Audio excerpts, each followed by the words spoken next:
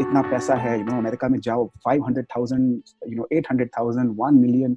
So that is false advertising. So hey guys, this is the part 3 of MBBS or MD in the US. In the previous videos, we've already talked about 12th to medical school in US and as well as MBBS in India to US. Now once again, I want to tell you that whenever a student in India thinks about medicine in the US or becoming a doctor in the US, they think about these salaries, which range from 300,000 to around $600,000, and it can even reach to $1 million. And especially the internal medicine program, which is most popular for $350,000 salary, but they don't think about the hard work. So that's why we'll be talking about, after doing that much hard work, dedication of 11 to 15 years in the US, is that worth it? So for that, once again, let's talk to Dr. Saurabh now. So once you've gone through the residency process, then the question comes about job hunting.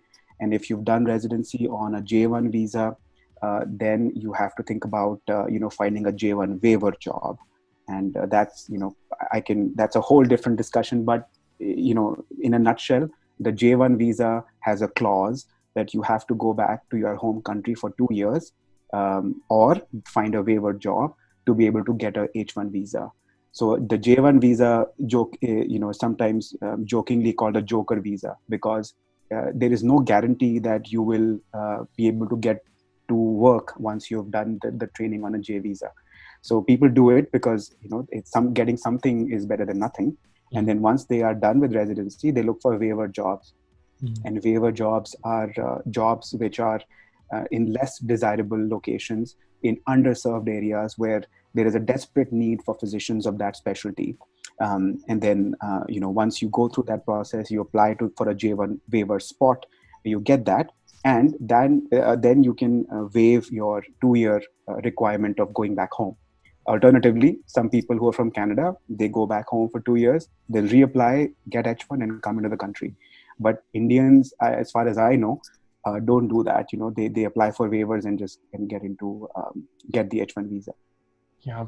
So that also shows कि आपने residency कर भी ली, उसके बाद में आपको sense of security नहीं मिलती, because to become a physician you have to work harder, or if you are on J1 visa, आपको you have to step out of your comfort zone. You have to find the less wanted physician jobs, and getting to that, then 2 years का waiver ताकि आपको घर वापस न जाना पड़े, then finally you can call yourself a physician. तो इसका मतलब ये कि like people, so that means कि people talk about कि ये बंदा DM करके $1 million कमा रहा है US में, ये बंदा DM करके रेजिडेंसी करके $500,000 कमा रहा है. They don't see the struggle behind it, right? So some don't, some do. It depends on who you talk to. I think from my own personal experience, when you are fresh out of high school, you're 18, 19 years, not even that, 17, 18 years of age. Your view of what a physician does in the US is very different than when you are 25 years old. And it's even more different than when you're 30 years old. And in my case, when you're 34, then it's very, very different. Mm-hmm. So yes, it's a long drawn process. It's a very, I would say, tiring process, time consuming, expensive process. I mean, there are all of those pieces to it. But the one thing that I would say is that if you've made up your mind, the earlier the better. There are pluses and negatives to any route. I think I still think that if you've gotten into an Indian medical school, I know you've met some people in AIMS, in your previous series and stuff like that. So those are the most brilliant people you will meet. I mean, those are the smartest of the smartest, who are there. So if you have decided to come to the US and you want to give your USMLEs and stuff, it's not a one size fits all. Okay, सब कुछ मैंने कर लिया तो मेरा this will be set and हो जाएगा. Everywhere there will be a little bit of a struggle, a little bit of uncertainty, but persistence is key. Sometimes people tell me that this XYZ person had 2 attempts. They graduated 10 years ago, and etc., and they still matched. And then this other person who is a fresh graduate with great scores did not match. So I'm like, sure, it's like a bell curve. There'll always be outliers, but a good majority of people in the middle. You need to have those good statistics and good, good scores and all those kind of things for the stars to align for you. Excellent. And एक और important aspect ही आता है, like you know that when you're going for a medical school in US, then you think about John Hopkins, Harvard, ये वो जहाँ पे acceptance rate बहुत कम है. But when you think about residency, तो उसमें university का role आता है कि आप कहीं भी residency करो, it doesn't matter. Like आप John Hopkins में भी residency के लिए apply कर सकते हो, कहीं भी कर सकते हो, जहाँ पे भी आपको मिले. You said like you can choose 50 to 100 programs. तो जहाँ पे मेरे ख्याल से इस केस में USMLE के स्कोर्स के बेसिस पे आपको कहीं पे मिलेगी, कहीं पे नहीं मिलेगी. तो आपके हिसाब से टॉप स्कूल्स के लिए कितना नंबर होना चाहिए? Programs की जो classification है is based off of their setup. So there is a university-based hospital. That means a residency program that is affiliated with a university program.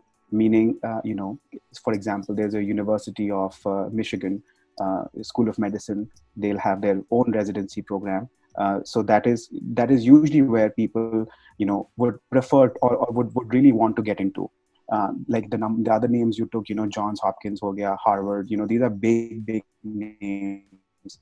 So they will have their own university programs, which are usually the toughest to get into, and in my opinion, they are also the most prestigious.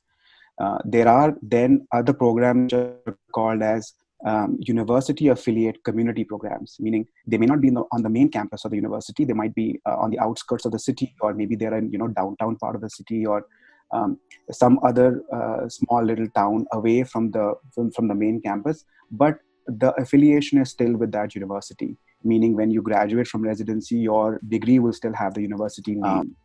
And then the third type of programs are the community programs, which do not have any affiliation with any university, and they are just community programs, meaning they are run by health systems or run by private organizations or whatever. And those are oftentimes located in busy parts of the city. They are county hospitals. Different definitions are there. But when you're looking as an applicant, I would say, of course, university program, going to the university program would be your top priority.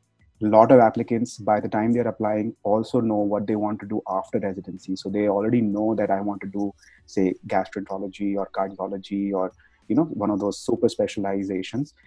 That will be important to look at the success of their graduates in those specialties as well.